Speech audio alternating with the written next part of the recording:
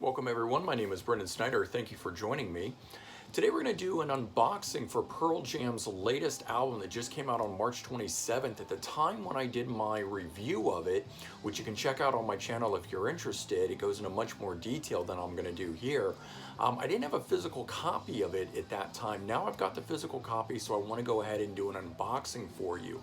So this album is the 11th studio album by them, and has 12 tracks. It's 57 minutes long, and it's actually been 7 years since Lightning Bolt, the album that's behind me here and the one that we're actually listening to if you hear it in the background.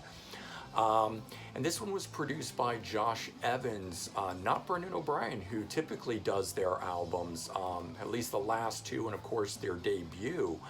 But this one here to me is much more fresh and complex and dynamic than the last few releases that were much more straight ahead rock. So definitely worth checking out. This is the cover, and if you can see, it's got cool reflectivity to it. And I know you can't see it, but this here is raised, and you can feel it when you run your finger over it, which is pretty cool.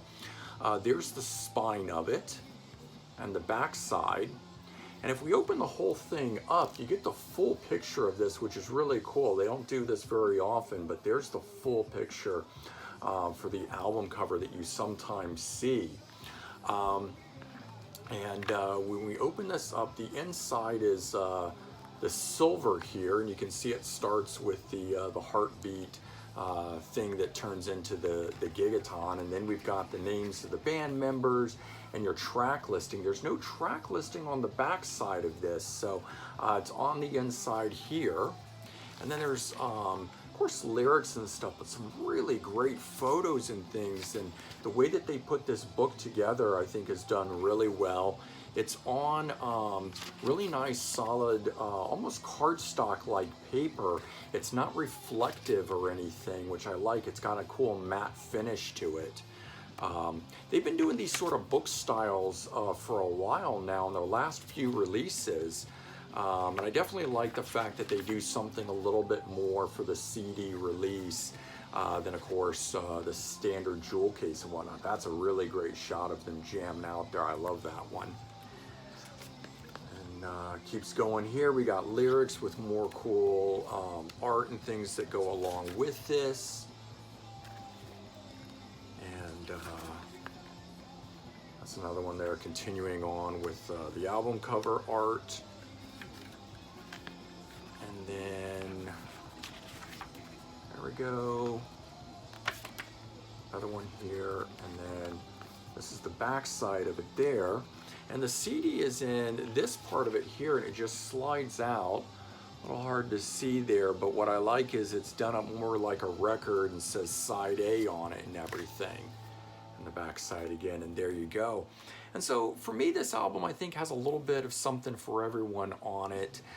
Songs definitely zip through, which is good.